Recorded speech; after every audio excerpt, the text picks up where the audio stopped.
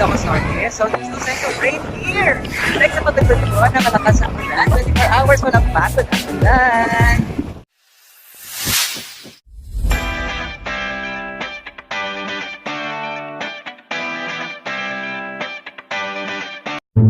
Mula Pagudbud, ang next destination is Vigan. At syempre, huwag kalimutang dumaan sa Penile, Ilocos Norte.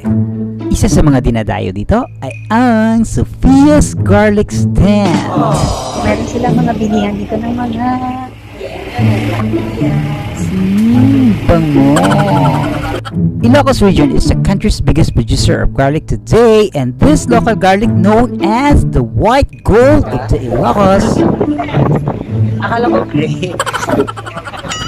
Akala ko nung una, it's longganisang Vigan. At sibuyas ko. Maliban sa mga bawang at sibuyas, isa sa mga pinakamagandang bilhin dito ay ang sukang tubo na mabibili sa 3 for 100.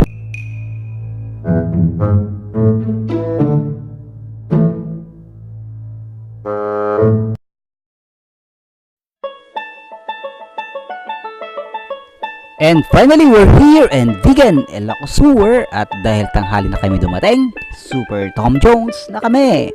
Kaya tara eat, samahan nyo kami dito sa Hidden Garden.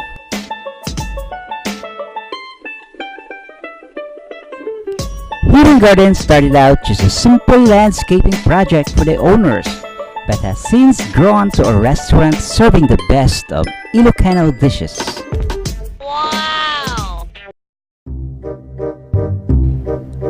Along the facade of the place, takaw pansin itong celebrity and guest corner where pictures are being posted on the wall.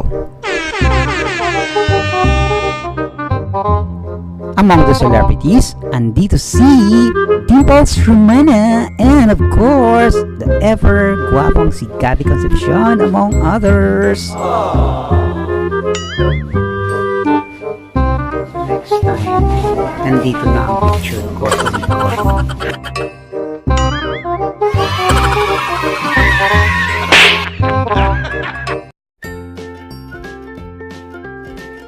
The Hidden Garden of Vigan is not hidden by the name itself, but in fact, it is located in the heart of Vigan na madalas puntahan ng mga lokal at mga turista.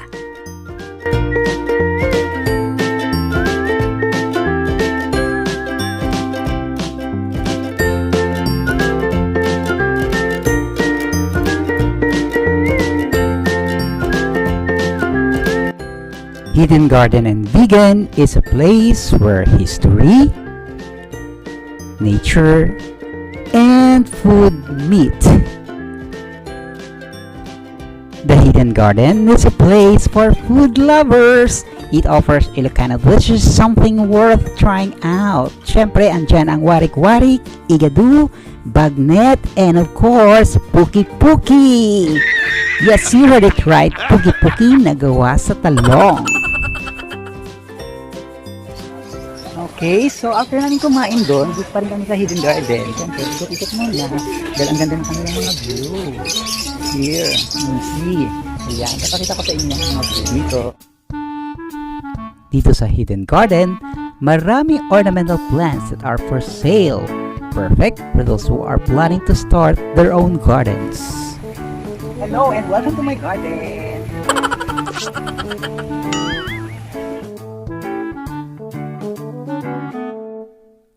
When the garden becoming popular, it opened to the public in 1991, and since then, it has been part of the tourist destinations of Vigan City.